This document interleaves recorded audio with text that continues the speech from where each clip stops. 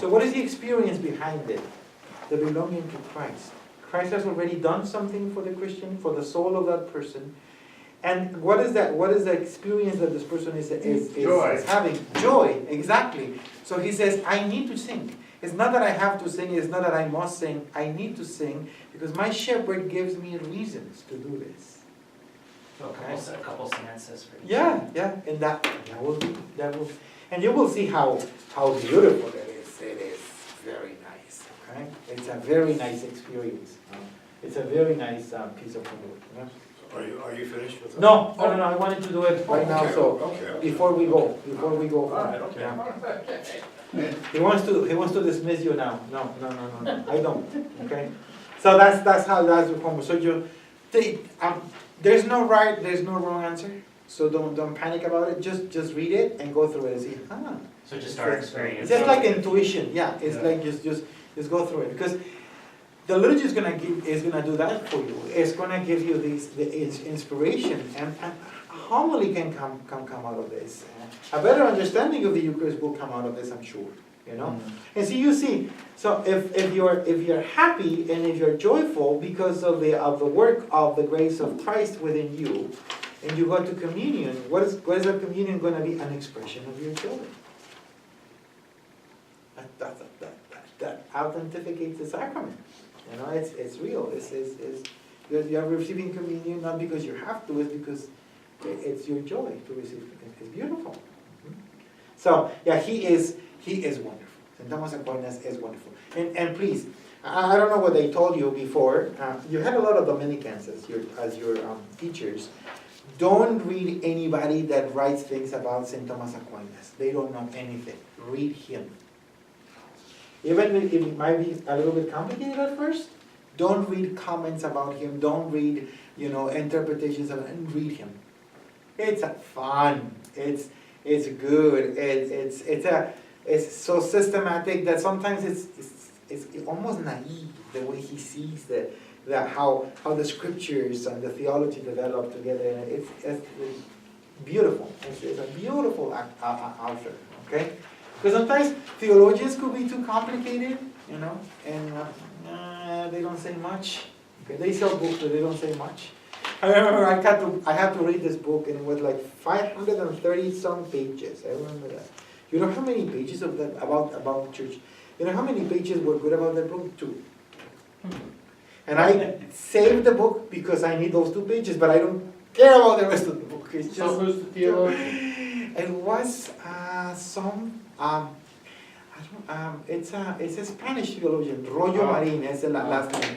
It was around the time of the council, and that's when they were coming to finally affirm that the church needs to be the people of God. It is the beginning of that movement.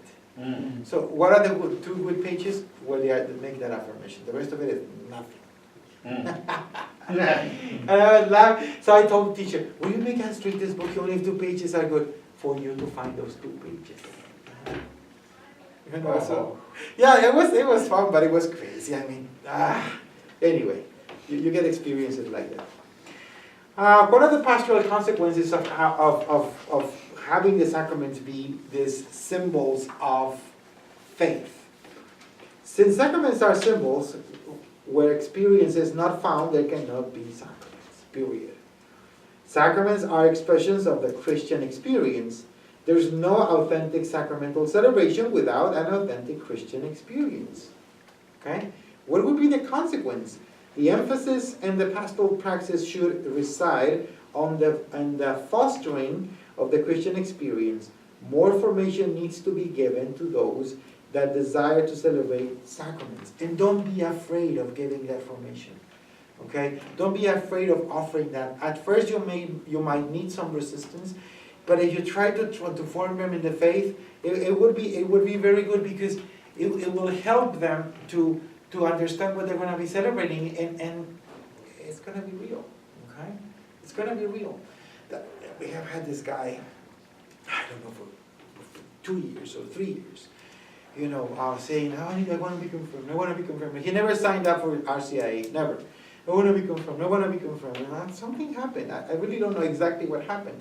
He comes to Mass one day, he comes out of Mass and he says, I'm ready to be confirmed. well, go ahead. We're gonna accompany you on this process. And he's super happy because he's gonna be confirmed, but he's also happy because now he's gonna get to know his faith. Now, that doesn't give us the sacramental practice that we have today. Protestants accuse us that we do so many sacraments and so little evangelization, and they might be right. Okay? I said, oh, you Catholics always with your sacraments. I get that a lot in jail.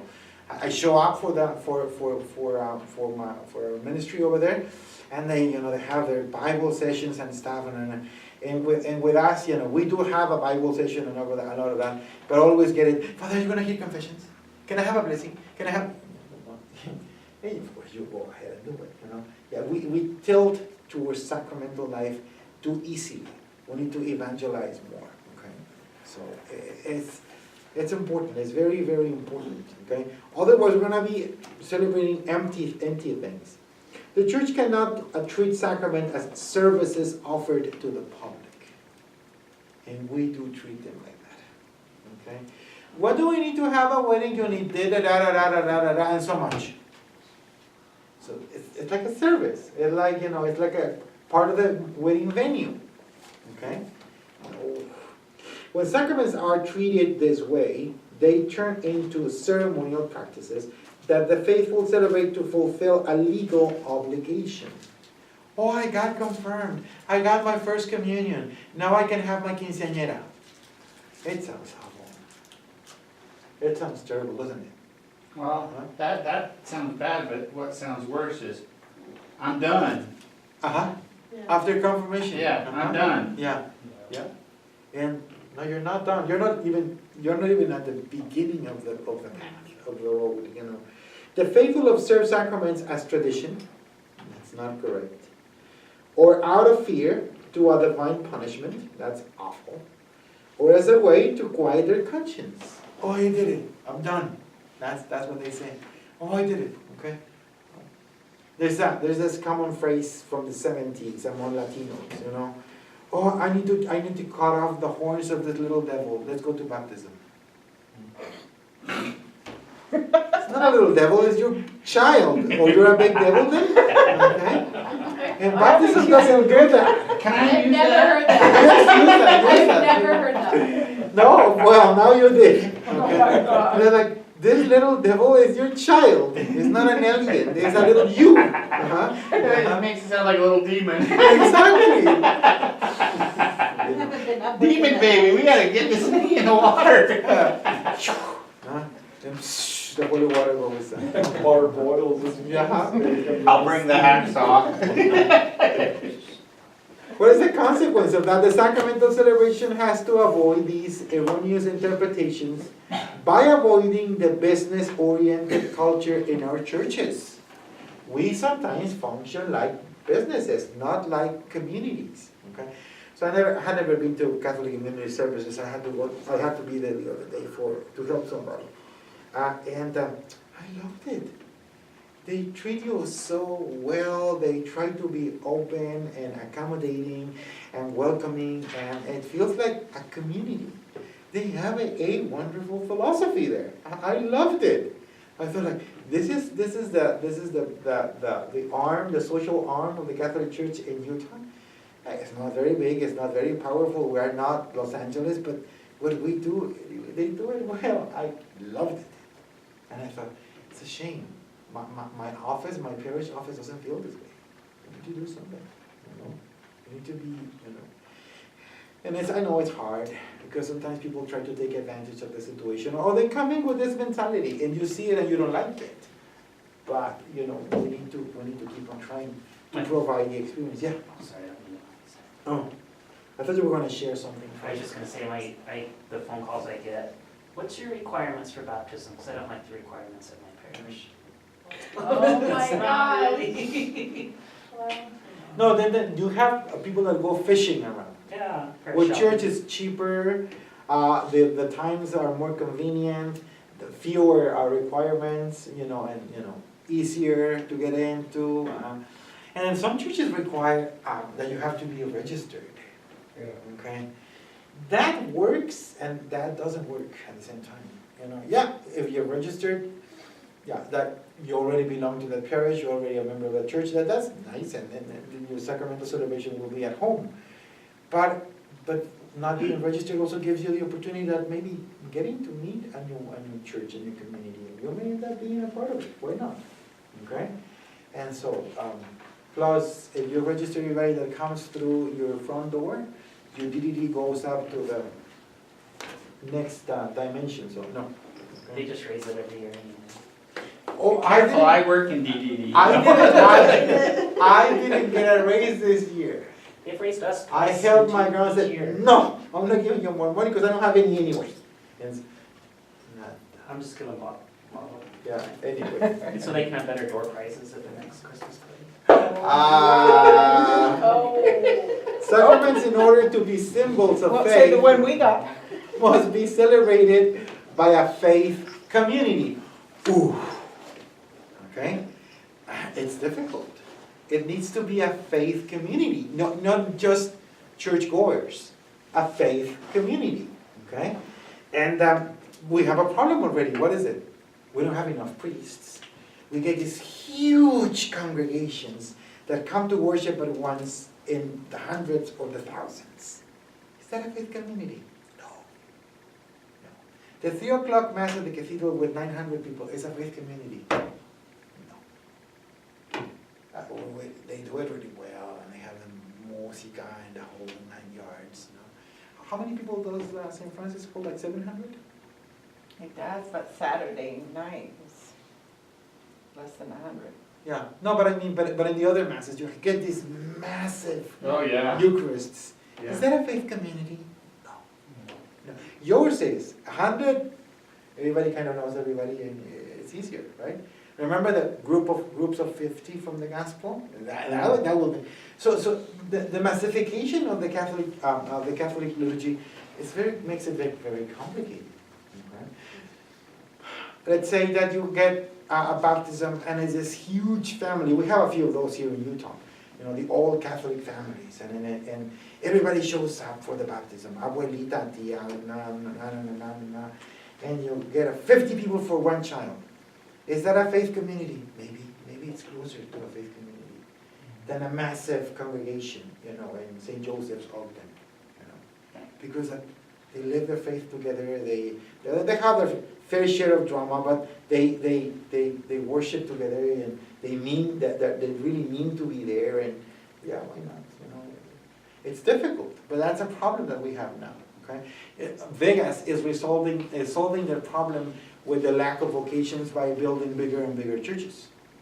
Okay, there is a proposal right now going on among the priests of the diocese that Saint Peter and Paul is too small.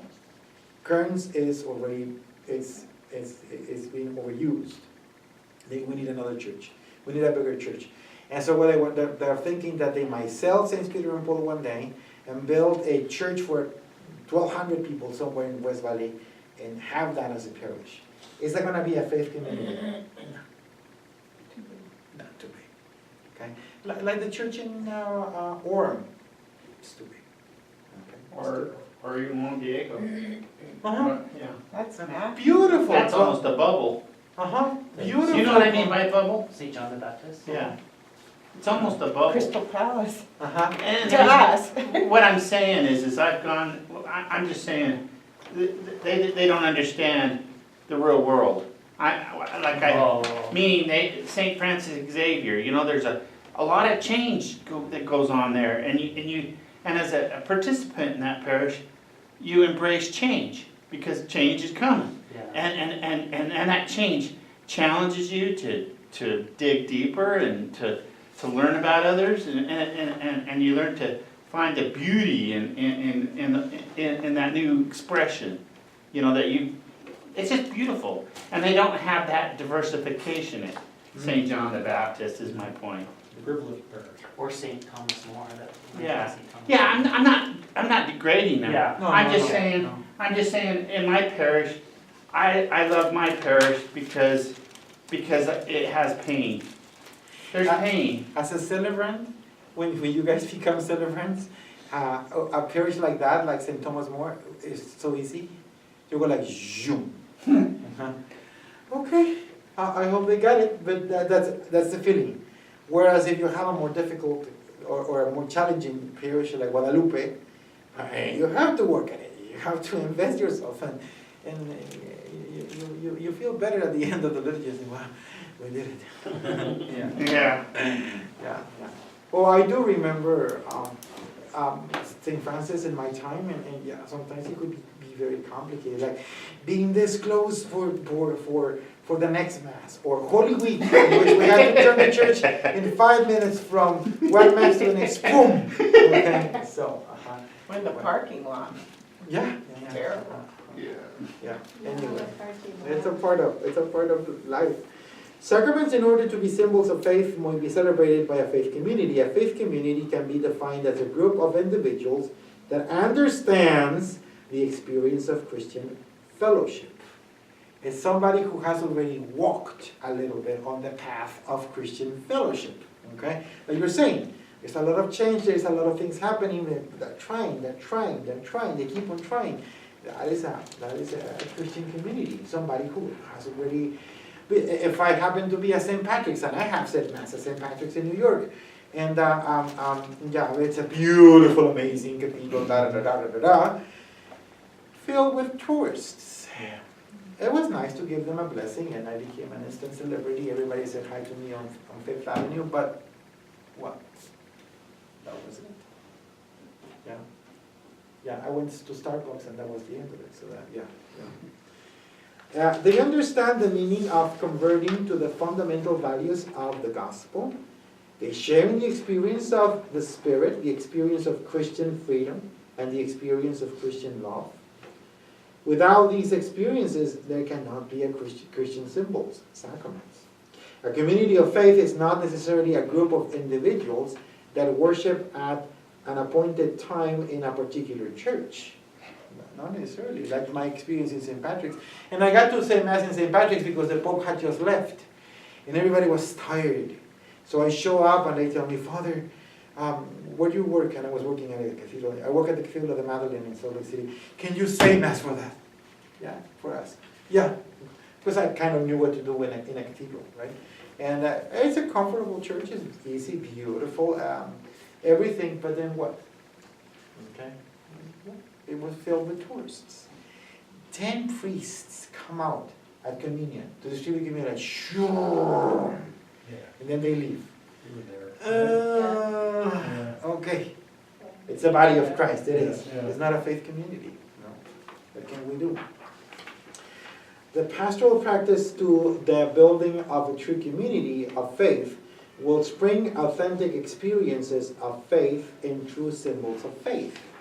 Who is good at making great, big assemblies into communities of faith? Pope Francis. He is good. He gets there, he starts talking to them. Everybody feels that he's talking to each one individually, and then at the end of the celebration, you have one body. It's a work of the Spirit, of course. St. John Paul II, you get 4 million people in Manila. Huh? That's what he used to get. 4 million people in Manila for one Mass. Okay, 4 million hosts. Jesus Christ, divino niño, He did it so well that at the end that community was responding to him as a one body. Pope, I remember that Pope Francis sometimes talks to the youth, and I remember in Brazil, and he asks them, would you be willing to do this for the church? Would you be willing to do this for Christ? And everybody answers back, yeah, and they commit themselves and stuff. It's the work of the Spirit, but not everybody is Pope Francis. So, Okay, so you have your homework. I will continue with this. I have to work with you in baptism, and that will be our next challenge. So we will continue down this path. I really like this material. I think that it fosters discussion, healthy discussion, and I think it helps us because my interest is that our formation process, now that you're going to become candidates and all of that, will go towards celebrating the sacraments. So for you already went through some introductions and stuff, and I have read you a lot now. I kind of know what you know and what you might need help on. But we need to get you there to a good celebration of the sacraments, okay? When we talked about the new formation program for deacons when the past class began, pastors, and I went around myself and I called them on the phone. I said, what do you want from your future deacons? What would you expect from your future deacons? And they said, I want them to be good preachers. You have a very good facilitator for that. You know, the deacon that you have, Deacon Bilson is an excellent preacher. They said, we want them to be good celebrants. That they will entrust them with a wedding or a baptism or a quinceañera or whatever, and they will know what to do. Okay, and that's it. And I really liked it because, you know, we're going to be working with the pastors, and so if they're expecting that from you, and then we try to work on that with you, you will be a good match for them. Okay, and so don't be scared. It's a work of the Spirit, but that's our aim. That's our goal. We want you to be good celebrants, good preachers, and be reliable in the sacraments and all of that. Okay? And you already saw, you know, we try to teach you everything, even the little secrets, and this is what you do, this is how you do it, this is how you don't do it, all of that, because we want you to be able to do it with them. Okay? And Utah needs that. Okay? The level of the liturgy in the Diocese of Salt Lake City is from the middle down. It's not very good. And so now that you guys are coming into this, and you're seeing what the church is expecting of you, and we will be rehearsing and preparing the celebration of the sacraments, you know, we can bring it back, bring it up a little bit, a little bit, you know. I don't expect you wearing the beretta and, you know, and going like this. No, I don't expect you to. If you learn how to do that, you will have my respect because I never learned. But good celebrants, you know. That you move about the sanctuary with dignity, that whenever you say, you know, give one another a sign of Christ's peace, you know, you will do it naturally, and you know, that you know, when they call you for a funeral, they will be happy, they will be consoled by you. That's what we want, okay? And so I think it's a beautiful way of understanding our ministry, you know, being good celebrants. Anyway, vámonos. I think Deacon wants to tell you something, but I don't know what. When is the homework due again? Next class. And it's on the 10th? Yeah, and just, you know, if you write 3 lines like the ones that the